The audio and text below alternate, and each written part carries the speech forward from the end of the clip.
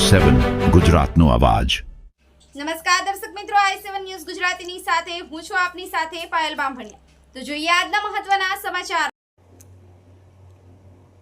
ગોવિંદગુરુ લીંબડી તાલુકાના પાણિયા ગામના તળાવે આરોગ્ય વિભાગમાં ફરજ બજાવતા સોનલબેન પરણદા વરોડ મૂળ રહેવાસી રણિયા નાઓને અવાવરી જગ્યાએથી મૃતદેહ મળ્યો। મળતી માહિતી મુજબ તારીખ 24/1/2026ના રોજ હત્યા કરી અને લાશને ફેંકી દેવાઈ હોવાની આશંકા। મોતનું રહસ્ય ઉકેલવા પોલીસની ટીમોએ ચક્રો ગતિમાન કર્યા। પાણિયા ગામે એક અજાણી મહિલાનો મૃતદેહ મળી આવતા ચકચાર મચી જવા પામ્યો હતો।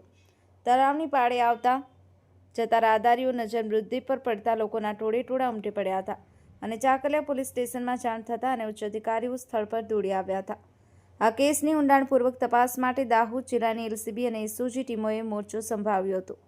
પોલીસ દ્વારા વૈજ્ઞાનિક પુરાવા એકત્ર કરવા એફએસએલ ટીમની મદદથી મેળવી અને ડોગ સ્ક્વોડને પણ કામે લગાડવામાં આવી છે। ઉચ્ચ અધિકારીઓના માર્ગદર્શન હેઠળ ઝીણવટભરી તપાસ હાથ ધરવામાં આવી છે। મૃતદેહને પોસ્ટમોર્ટમ માટે હોસ્પિટલ ખસેડવામાં આવ્યા છે। પોસ્ટમોર્ટમ રિપોર્ટ આવ્યેથી મરણનું મૂળ કારણ જાણી શકાશે। પોલીસ દ્વારા અલગ અલગ ટીમો બનાવી અને તપાસ તેજ કરી દેવામાં આવી છે। બ્યુરો ચીફ કાળુભાઈ ડામોર સાથે cameraman Sensing Bariya, i7 news Gujarati, Dahod.